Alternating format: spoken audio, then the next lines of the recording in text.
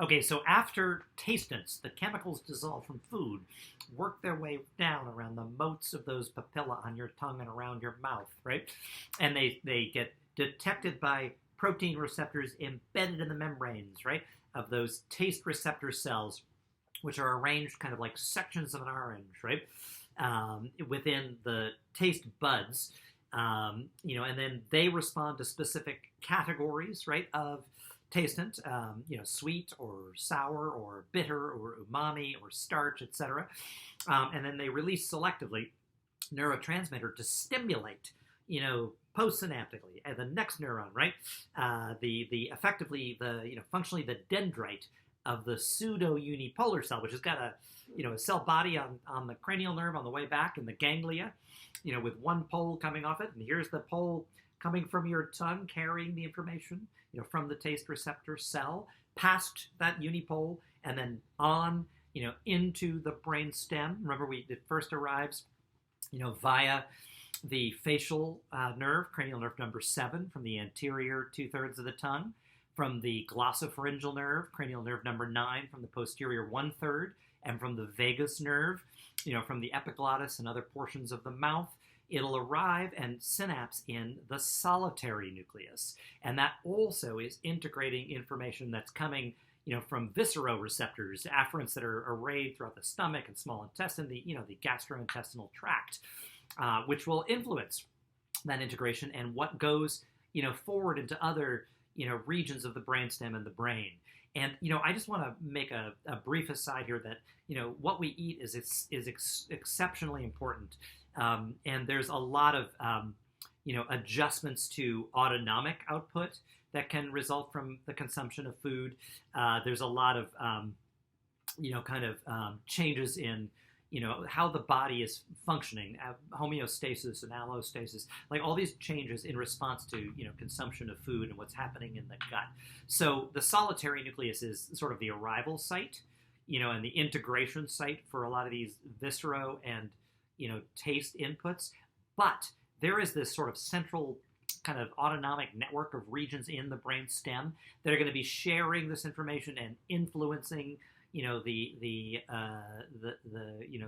flow of this information, how this information will be directed, all those sorts of things. So there's a lot of other, sort of brainstem architecture that's receiving and responding to, with outputs to the body, with outputs, further up into the brain, to the taste information that's coming from your tongue.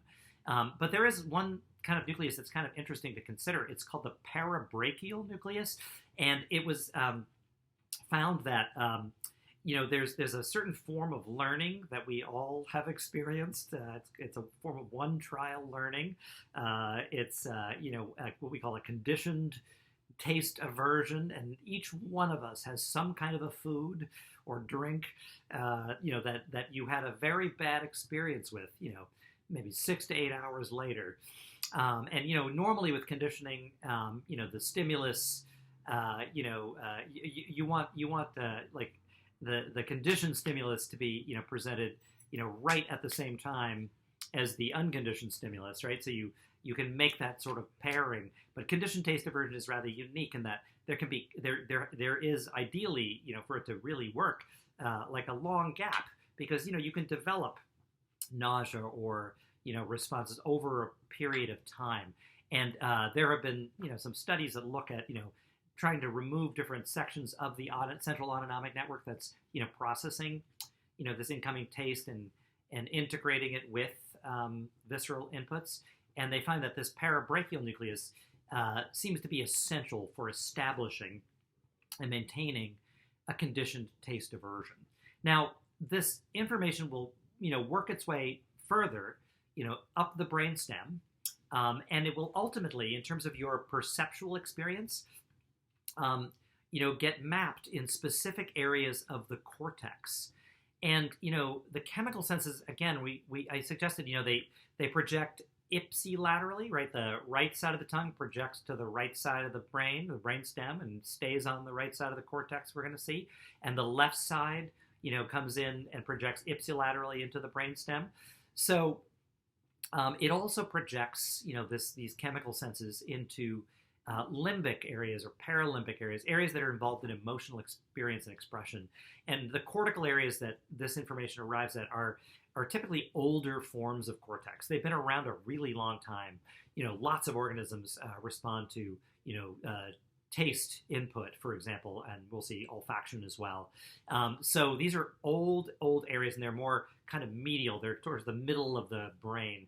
And the other thing that we're going to learn in this class as we continue to talk about the sort of structural anatomy of sensory and perceptual systems is that before incoming sensory information, afferent information, be it taste, or we're going to see vision or audition, or somatosensation, touch, right, or nociception, remember injury, gets to specific maps in the brain, there's an obligatory kind of synaptic stop in a kind of set of central nuclei that are located right in the middle of the brain, right on top of the brainstem, that are called the thalamus. So there is a thalamic nucleus, like it's a part of some gray matter in the thalamus, and there's a left thalamus and a right thalamus that's going to be, processing this incoming afferent information about taste, merged with, details or influenced by visceral inputs, etc. But before it gets shipped on, before there's a projection like an axon, from a neuron in the thalamus heading on to these specific limbic or ancient areas of cortex. And the two primary gustatory cortices where, this gustatory information arrives, sent via the thalamus, arriving from the brainstem, and the thalamus is an important synaptic stop, and then projecting onto specific areas of cortex, are kind of deep in the brain. So let me show you here. So here's a model of a brain. Here's the frontal lobe, right? Parietal lobe, occipital lobe, and temporal lobe. And to get to where I'm going to take the cerebellum off because it'll fall off otherwise. But basically to get to where the gustatory information arrives in cortex, you got to open this up. You got to get in here. And, inside is this deep cortex that we call the insula. This is another lobe, really, of cortex that's kind of hidden more medially towards the middle of the brain.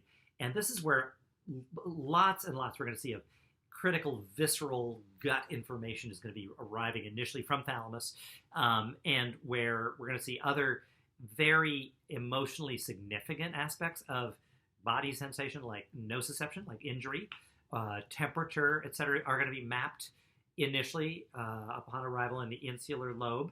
And so the anterior insula, towards the front, under the frontal lobe, is part of what we call gustatory cortex. This is where taste information from the tongue is actually arriving and getting mapped.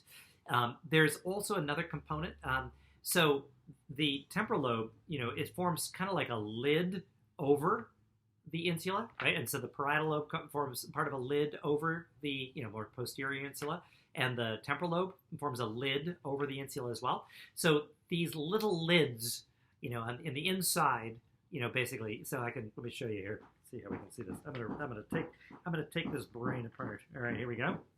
So here again is like the insular lobe stuck in there, and you can see this portion right in there of the frontal lobe, that more medial portion that forms a lid, a little lid.